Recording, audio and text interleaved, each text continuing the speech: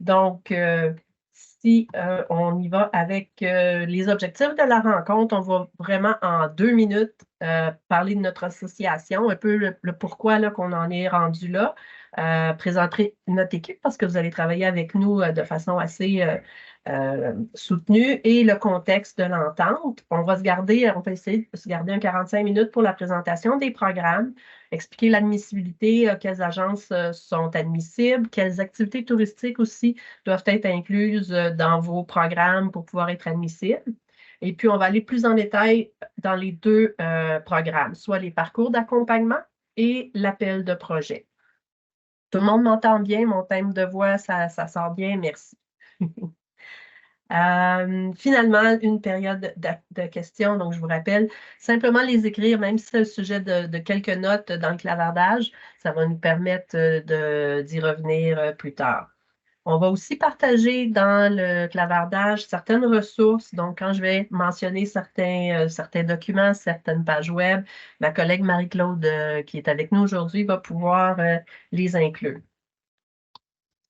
Donc, rapidement, qui est Événements Attraction Québec? C'est en fait deux associations sectorielles qui sont reconnues comme partenaires du ministère du Tourisme pour le développement des secteurs des activités touristiques, festivals et événements et les attractions touristiques. Donc, collectivement, bon, 50 ans du côté de festivals et événements, très bientôt, dans une année ou deux, et déjà 30 ans du côté de Société des attractions touristiques du Québec. Donc, on est vraiment bien implanté avec plus de 500 membres à travers le Québec. Le but, notre vision, c'est vraiment de créer de la richesse collective, donc faire vibrer le cœur des visiteurs pour créer de la richesse. La mission, c'est vraiment de concerter, représenter et soutenir les attractions touristiques, les festivals et les événements. Encore une fois, pour contribuer à la vitalité de toutes les régions du Québec. Donc, en étant sectoriel, on est nos membres sont situés à travers la province. Ce qui est important de noter, c'est que à titre d'association sectorielle reconnue par le Tourisme Québec, on est appelé à jouer un rôle de concertation avec différents intervenants dans les secteurs pour converger vraiment les activités puis les orientations du ministère du Tourisme. Vous avez notre site web ici si jamais vous voulez en savoir un peu plus. Parmi les services qui sont offerts, et puis c'est là que notre expertise a été reconnue pour être mandataire de ce programme d'accompagnement. Donc, on fait de l'accompagnement d'organisation. On a un service de recherche. D'ailleurs, il y aura certainement certaines infographies sur la provenance des marchés, les achalandages et aussi les intentions de voyage des voyageurs au Québec qui pourraient vous intéresser. On fait beaucoup d'activités de formation, réseautage, etc. On a un blog qui se décline en 5 thématiques, dont la thématique du numérique. C'est une ressource qui est ouverte, accessible à tous, donc vous pouvez définitivement aller sur le site web d'Événements Attraction Québec pour aller lire certains articles de blog, notamment dans le virage numérique. Donc, notre équipe aujourd'hui, bon, moi-même, Michèle Large, je me présente rapidement, je suis chargée de projet majeur chez Événements Attraction Québec, donc responsable du programme Virage numérique. Isabelle Poirier, qui est la chanceuse en vacances aujourd'hui, qui est la coordonnatrice de notre programme. Donc, c'est beaucoup avec elle que nos entreprises qui sont soutenues vont faire affaire, tant au niveau du démarrage qu'au niveau des suivis. On a Maude Saint-Jean qui va joindre à nous vers 14h30, qui est notre coordonnatrice au niveau des finances et de l'administration. Donc, tout ce qui est brassage d'argent, on vous envoie les subventions, on réclame vos factures, etc. Donc, c'est avec Maude que ça se passe. Marie-Claude Chalifou ici, qui est chargée de projet au niveau vente et marketing, mais qui est vraiment une aide précieuse. Tout ce qui est par rapport à la logistique de nos formulaires et de nos documents sur le site web pour vraiment être capable de bien gérer toutes les demandes qui nous sont envoyées. Tout le monde est rejoignable par une adresse unique, donc c'est important de la noter, numérique@eaq.québec. Donc, maintenant qu'on a appris à se connaître, le plan d'action 23-24, simplement pour vous mettre en contexte.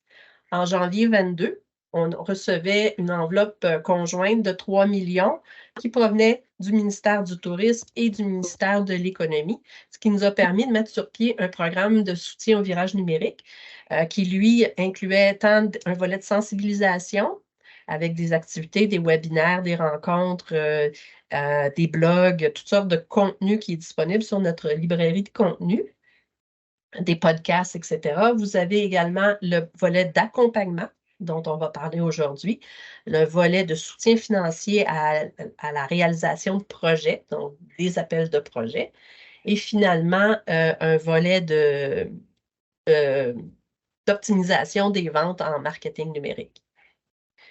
En avril, donc tout récemment, nous avons reçu une annonce de un réinvestissement de 4 millions qui nous permettait de continuer les activités déjà engagées. Mais aussi, dans cette phase-là, c'est qu'on a obtenu la reconnaissance du secteur d'activité d'ARF Québec, donc de vous tous ici, parce que particulièrement là, en égard aux retombées économiques qu'ont les agences de voyage dans les activités touristiques du Québec. Et puis, c'est là vraiment qu'on vient travailler ensemble en complémentarité.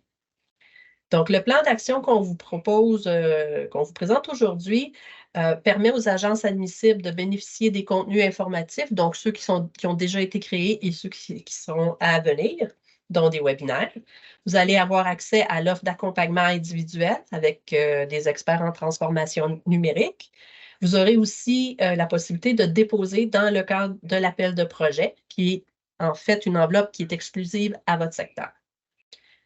Le programme cible le secteur des activités. Donc, ce n'est pas un programme basé sur le membership à une ATR ou à une ATS, mais bien définitivement au secteur. Donc, si on plonge, ça va, il n'y a pas de questions, tout est beau. Si on plonge dans les deux programmes de transformation numérique qu'on vous propose, le parcours d'accompagnement, c'est vraiment en 3 étapes, un parcours qui vous prend à partir du démarrage vers la stratégie, la planification, pour ensuite arriver à une mise en œuvre d'un projet. Pour une agence qui passerait à travers les 3 étapes, elle pourrait atteindre jusqu'à 28 000 en honoraires professionnels, tant au niveau des services conseils que des honoraires d'implantation de solutions numériques. Et c'est admissible, donc 80 des dépenses admissibles seraient couvertes, ce qui veut dire un projet d'environ qui totaliserait 35 000 mais vous iriez chercher un 28 000 puis on va voir plus en détail comment on peut s'y prendre. Il existe un guide de mise en œuvre et un formulaire de demande qui est déjà en ligne sur le site Web. Donc, vous pourriez déjà proposer votre programme, votre projet dans le parcours d'accompagnement. Le deuxième qu'on va regarder en détail aussi, c'est l'appel de projet. Et là, on parle vraiment de soutien à la réalisation et l'implantation d'un projet numérique d'ampleur. Celui-ci peut offrir jusqu'à 60 000 en subvention qui peut vous aider soit sur l'acquisition d'outils, la mise en œuvre de solutions numériques, de logiciels, de licences, etc. Et dans le cas de l'appel de projet, on parle de 75 des dépenses qui sont admissibles. Donc, un projet de 60 000 voudrait dire des dépenses admissibles d'environ 80 000 ou plus. Le guide de mise en œuvre et le formulaire est à venir. En fait, le guide est prêt, a été approuvé par le cabinet de la ministre hier. Donc, on a tout un processus ministériel à suivre. Par contre, il est présentement en révision à leur département de communication. J'espérais l'avoir aujourd'hui. J'espère bien que ça va venir cette semaine, mais dès qu'il est disponible, il sera mis sur le site Web. Rapidement, on peut regarder c'est quoi la différence, là, comment on peut choisir entre un parcours d'accompagnement puis un appel de projet. Donc, les projets du parcours, typiquement, c'est d'au plus environ 35 000 toute étape confondue. On parle d'un projet un peu plus court sur un horizon d'environ 6 mois là, pour les 3 étapes. C'est un démarrage en tout temps, donc c'est basé premier arrivé, premier servi. Une fois que l'admissibilité a été validée, ben, on commence tout de suite le programme. On parle par contre d'honoraires professionnels d'accompagnement et d'implantation. Donc, il n'y a pas d'acquisition de matériel qui peut se faire dans le parcours. On en a parlé à 80 donc maximum 28 000 Tandis que l'appel de projet, c'est pour des projets, bon, ça peut être des petits projets, mais en général, ce qu'on a vu dans l'année 1, c'était minimum un projet de 10 000 mais pouvant aller jusqu'à 80 000 et même plus, sur un horizon beaucoup plus long, donc d'environ 12 mois. Un démarrage ultérieur parce qu'il y a une période de dépôt et qu'il y a une période d'analyse pour ensuite annoncer les projets qui sont retenus. Donc, on pourrait commencer les dépenses tout de suite, mais en fait, on doit commencer les dépenses après la date de dépôt de projet. Donc, si vous déposez votre projet le 20 août, ben, les dépenses admissibles pourraient l'être à partir du 20 août, par exemple. On parle d'acquisition de matériel, donc ça pourrait être, on a vu dans le passé, là, soit des bracelets RFID, ça pouvait être des logiciels, donc une acquisition de solutions numériques, là, pas nécessairement en numérique, mais aussi qui pourrait être tangible, en physique. On a un projet de sélection des projets les plus porteurs.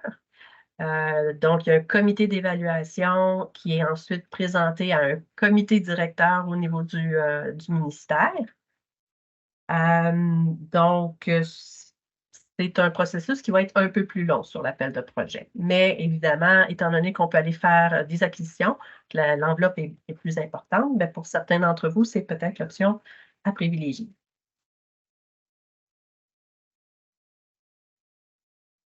En ce qui concerne l'admissibilité des agences, oui, ça a été annoncé comme étant un projet là, sur l'ensemble des agences de voyage qui offrent une activité touristique au Québec. Mais plus encore, elle doit être légalement constituée au Québec. Donc, son bureau est au Québec et non pas à l'extérieur, posséder son permis d'agence de voyage en règle et doit remplir le rôle d'un voyagiste. Et là, c'est là qu'on va devoir faire des choix par rapport à l'éligibilité des agences. Donc, elle doit créer et opérer ses produits, que ce soit des forfaits, des voyages de groupe, du FIT, qui génèrent de l'achalandage au Québec. Mais plus que ça, elle doit pouvoir commercialiser des activités touristiques. Et cette offre-là doit avoir été publiée avant l'annonce du financement là, par le ministère, donc avant le 1er avril 2023. Elle peut offrir ses produits à la vente directement aux consommateurs ou encore en B2B, tour opérateur ou autre agence de voyage.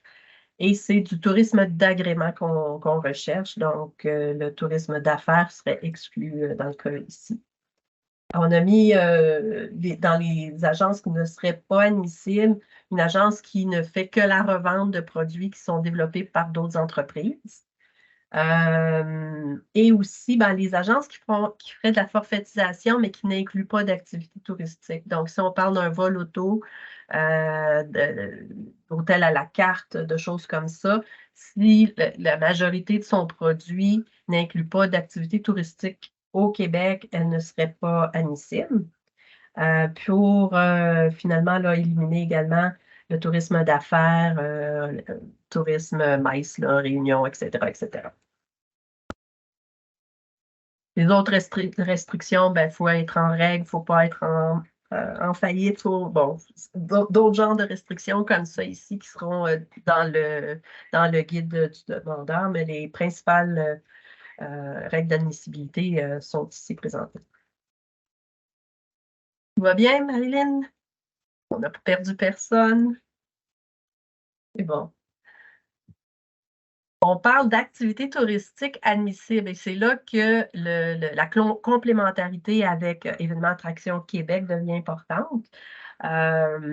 Quoique la définition d'activité touristique est plus large que ce que nous, on aurait dans notre membership, parce que ce n'est pas un programme qui est dédié au membership, mais on considère une activité touristique, c'est un lieu ou un produit qui est aménagé ou construit ou créé, ou encore une programmation d'activités festives, sportives ou culturelles, qui a la capacité d'attirer des excursionnistes et des touristes en tourisme d'agrément. Donc, la définition est très, très large. Ça peut être de l'agrotourisme, ça peut être en tourisme autochtone, en tourisme d'aventure, ça peut être visite de sites religieux, les spas à caractère touristique, centres d'interprétation, etc., etc. Donc, ce que nous, on ne considère pas dans notre propre définition, ce sont l'hébergement, pur et dur, là. On parle de restauration, on parle de transport, de commerce de détail. Les casinos ne sont pas inclus, étant donné que, bon, ce sont des entités gouvernementales. Les salles de diffusion ne sont pas inclus. Ce n'est pas une activité touristique en soi, la salle de diffusion. Le service d'accueil, d'accompagnement de groupe, transfert de représentation, service de représentation. Donc, service connexe, là, si on veut, aux activités touristiques. Toujours beau?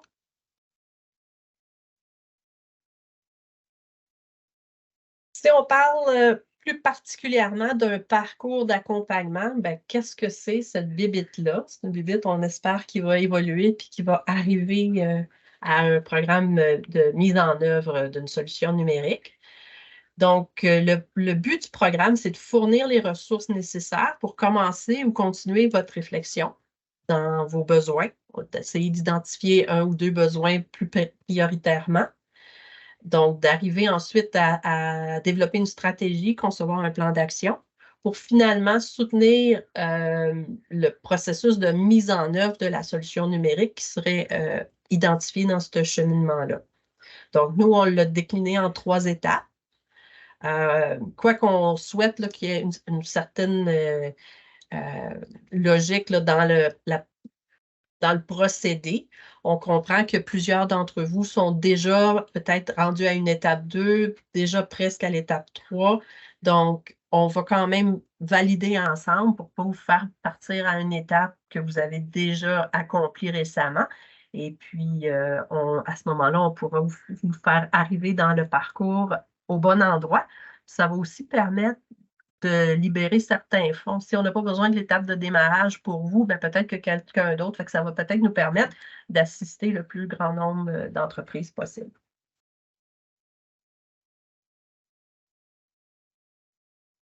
Donc, le programme débute maintenant, donc il est en ligne et puis il va se continuer jusqu'à épuisement de l'enveloppe. Pour y accéder, il y a un formulaire en ligne et à partir de ce formulaire-là, vous allez démontrer votre admissibilité. On va poser quelques questions pour établir votre degré d'avancement dans votre processus de réflexion, faire état de vos besoins, de la thématique que vous voulez explorer. Et il y a défrayer le coût qui vous revient là, à l'entrée. Vous allez voir, c'est vraiment pas dispendieux. Et puis, selon vos besoins, selon le résultat du questionnaire, bien, on vous invitera à joindre le parcours à l'étape 1, 2 ou 3.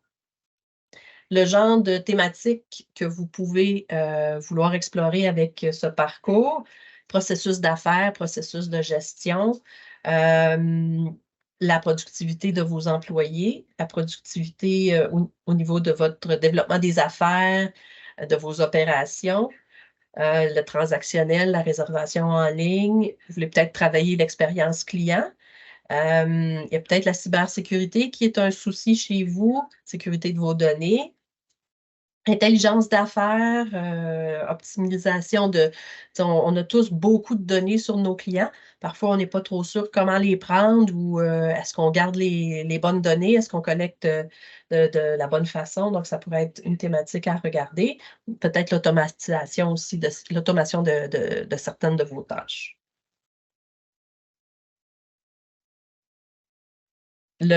La tarification, en étape de démarrage, c'est 300 pour aller chercher 1200 en subvention. Donc, à votre fournisseur, on demande là, un modèle de 8 heures d'expertise à un taux maximum de 150 .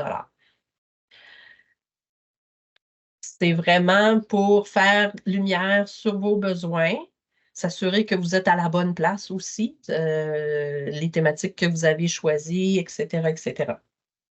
C'est pas 8 heures de votre temps, c'est 8 heures du temps de votre expert. Donc, il est peut-être en entrevue avec vous pendant 1 heure ou 2.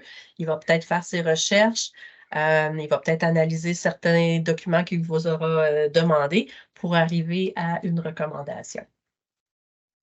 Ensuite, la partie diagnostic et stratégie. On n'a pas mis d'heures maximum ou minimum là-dessus. En général, ce qu'on a observé, c'était souvent un 40 heures d'expertise, mais encore là, si c'est moins, à ce moment-là, vous pourriez transférer la partie de subvention de l'étape 2 vers l'étape 3. Donc, si vous arrivez plus rapidement à la mise en œuvre, ben, vous ne serez pas pénalisé. Vous allez tout de suite pouvoir passer à la mise en œuvre. Donc, votre part, c'est 20 des dépenses admissibles et la part de subvention qui serait accordée en remboursement de facture, c'est jusqu'à 6 800 $, donc 80 des dépenses admissibles. Finalement, la partie de mise en œuvre. Si vous arrivez avec un projet à peu près complètement prêt à passer à la mise en œuvre, on demande un frais d'analyse de 150 $. Nous, ça va permettre à un de nos experts de simplement se pencher sur le dossier, simplement s'assurer qu'il va répondre aux objectifs du programme et qu'il va pouvoir tout de suite passer à l'étape 3. Ça fait justement éviter de passer du temps dans les premières étapes et puis de ne pas passer à côté de tout ce que vous auriez peut-être pu faire dans le passé pour accéder à la mise en œuvre. Encore une fois, c'est 20 des dépenses admissibles et vous pouvez aller chercher 20 000 $ en remboursement de facture, donc 80 des dépenses qui sont admissibles. On parle d'un résultat escompté dans un horizon d'environ 6 mois, sans excéder juin 2024. Donc, un projet qui serait débuté à l'automne, par exemple, ou en fin d'été, pourrait déjà se terminer là, en mars ou en avril, par exemple. Ça va? Juste un mot sur les fournisseurs de services conseils. Donc, chez EAQ, on a développé un panier d'expertise. On a travaillé avec plusieurs fournisseurs dans la dernière année. Il faut dire qu'on a soutenu au-delà de 150, 160 projets, chacun avec leurs particularités. Donc, on a un peu appris à connaître tous ces gens-là, mais on ne les connaît pas tous. Et puis, vous travaillez peut-être déjà avec des fournisseurs qui sont en qui vous faites confiance, que vous avez déjà des relations d'affaires. Simplement, puis là, on parle vraiment au niveau du service conseil. Là, on ne parle pas de l'implantation, mais au niveau du service conseil, on demande à ce que ces fournisseurs-là puissent accepter les protocoles d'entente avec nous avant de commencer le mandat. Donc, c'est simplement que nous et eux, on apprenne à se connaître, puis qu'ils comprennent aussi les objectifs du programme. On s'attend à ce qu'ils offrent une tarification équitable et compétitive, tout comme vous d'ailleurs. On espère, là, on veut qu'ils agissent dans le meilleur intérêt de votre organisation avec une position neutre, avec une ouverture d'esprit. Donc, transparence et bienveillance dans leur diagnostic et recommandations. On désire à ce qu'ils ne représentent pas la solution numérique qu'ils désirent vous vendre. Donc, d'avoir encore une fois une position de neutralité. On exige qu'ils ne confient pas les mandats à des stagiaires, qu'ils soient rémunérés ou non, ou en sous-traitance. Donc, si vous faites affaire avec l'entreprise, c'est bien pour avoir son expertise déjà établie et avoir son lieu d'affaires au Québec. Et puis nous, ben, ce qu'on va lui demander, en fait, ce sera de nous fournir le devis qu'il vous aura présenté, que vous allez avoir accepté. Puis, bon, pour des raisons de reddition de compte auprès des ministères, ben, on doit connaître l'objectif du mandat, le nom de l'entreprise, le nom de la personne qui va vous être assignée, le nombre d'heures, les échéanciers, courte description des livrables et les coûts. Donc, un devis comme tout autre, finalement. Ça clôt la partie parcours. Il y a certainement d'autres questions. Ça me fera plaisir d'y répondre. On va comparer maintenant avec l'appel de projet. Donc, l'appel de projet, on parle d'un projet numérique structurant puis là, ben, on va vraiment regarder, est-ce que ça s'inscrit dans vos orientations stratégiques pour éviter les fausses bonnes idées puis l'opportunisme parfois. Donc, est-ce que votre organisation avait déjà des orientations vers ce genre de projet-là? Ça peut être une continuité de ce que vous avez déjà fait ou encore un nouveau projet. Qui doit présenter donc, des potentiels de retombées sur le Québec, présenter un montage financier qui est complet et réaliste. Donc, dans la partie appel de projet, c'est un peu plus demandant au niveau des documents et des informations que vous allez devoir partager, incluant le montage financier, incluant aussi les étapes du plan de mise en œuvre qui respecterait les échéanciers de notre programme et finalement avoir une évaluation réaliste des coûts et de revenus d'opération suite à sa réalisation. C'est une évaluation. On s'entend que parfois ça peut être loin de la réalité, mais quand même d'avoir déjà réfléchi à cette partie-là. Et le genre de projet qu'on vise, c'est d'optimiser la productivité de vos entreprises, de vos employés, de stimuler les ventes aux consommateurs, d'améliorer vos relations avec vos clients, personnaliser vos offres, améliorer votre taux de conversion. Marilyn, je vois une main levée. Non? OK. Développer vos nouvelles clientèles et répondre aux besoins de clients, soit en nouveaux produits ou en nouveaux services. Donc, on a mis ici un genre de nuage de mots. Ça peut être l'automatisation, la connectivité de vos solutions. Vous avez une base de données qui ne parle pas nécessairement, peut-être votre système comptable ne parle pas à votre réservation en ligne, peu importe. Ben, si vous avez besoin de connecteurs, ça peut être ici que cette fonctionnalité-là pourrait être soutenue. Donc, dans le programme d'appel de projet, l'acquisition de solutions numériques est admissible. L'acquisition de matériel informatique, on s'entend qu'il est essentiel au déploiement de la solution numérique. Donc, par exemple, vous avez besoin d'iPad parce que vous avez une expérience client augmentée pendant les tours guidés, ben, vous pourriez les acquérir ici et non pas équiper le bureau en iPad. Donc, on comprend un peu la différence. L'achat de licence pour une durée de 12 mois avec une facturation avant la fin de notre entente. Ça peut être intéressant. L'adaptation est essentielle au déploiement de la solution numérique sur votre site Web. Donc, on ne soutient pas, et ça c'est important, les refontes de site Web. Par contre, si une partie du site Web doit être adaptée pour accueillir votre solution numérique, bien, cette partie-là pourrait être admissible. Les honoraires professionnels de réalisation, les honoraires professionnels d'accompagnement.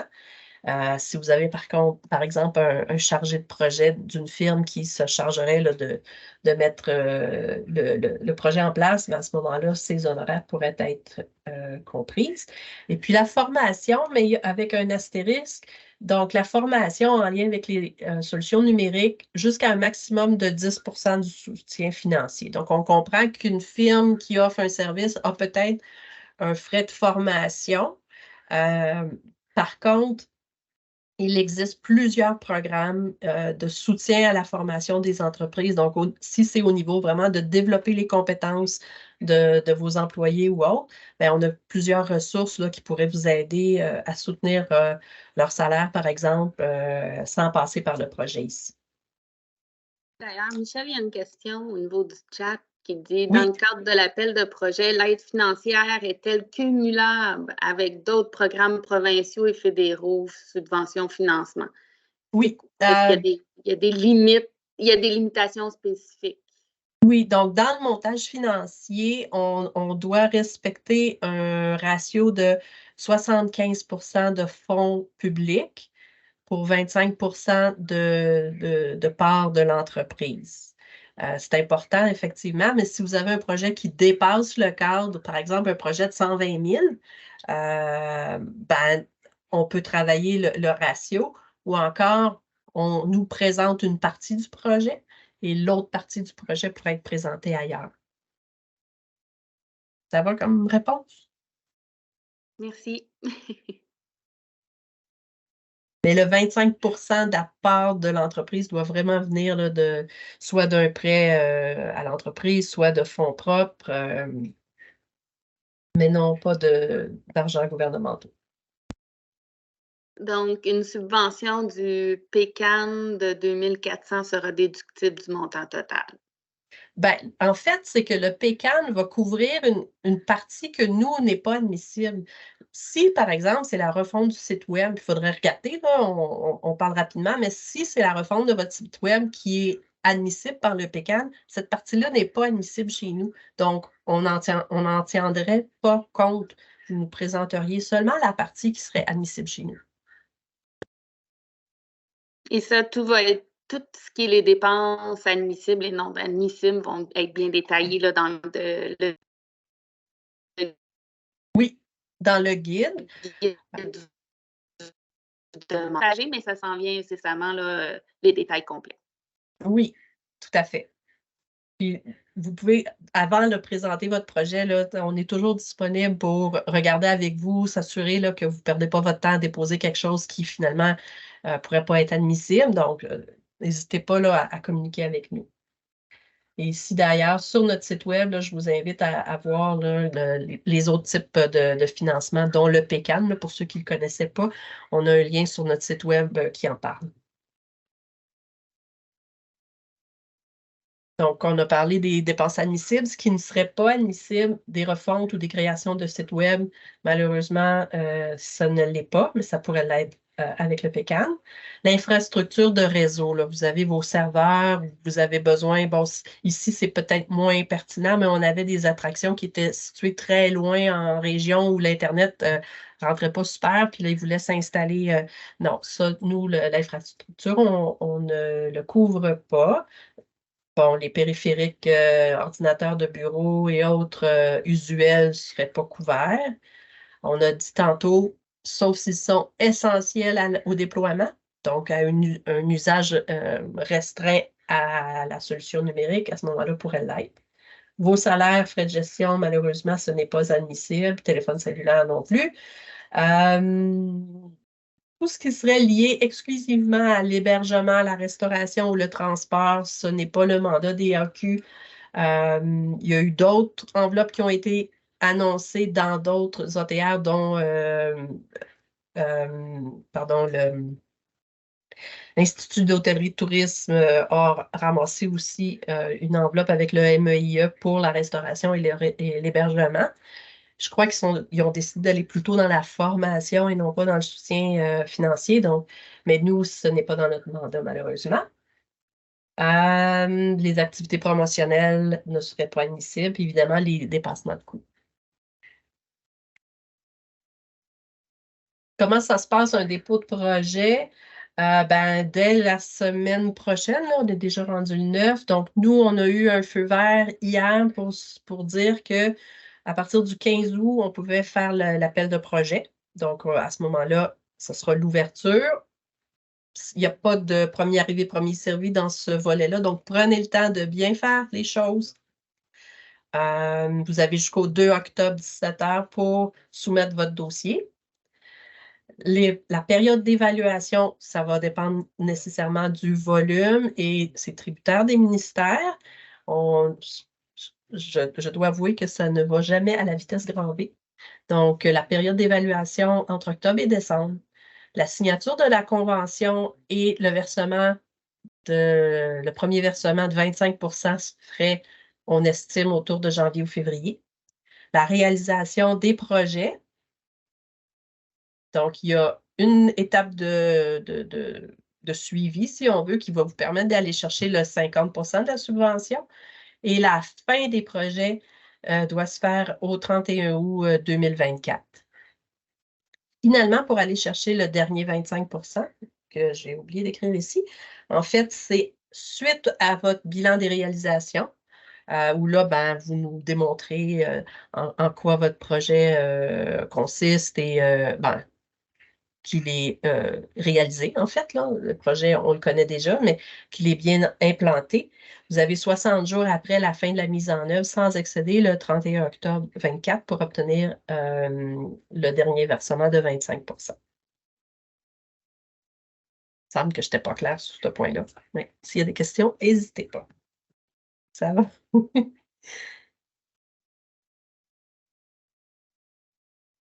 Si vous avez besoin d'aide pour réparer, en fait, réfléchir à un projet numérique, comment le monter, comment bien le monter, comment bien le choisir à la base, on aura un webinaire qui se passe Ah, la date n'a pas été écrite, c'est le 23. Je pense qu'il est écrit blanc sur blanc, puis ça n'a pas sorti. Désolée. Le 23 août à 14h30, Marie-Claude, si tu pourrais mettre le lien. Oui, je vous partage ça. C'est de 13h30 à 14h30. Et voilà, je vous partage ça dans le chat immédiatement.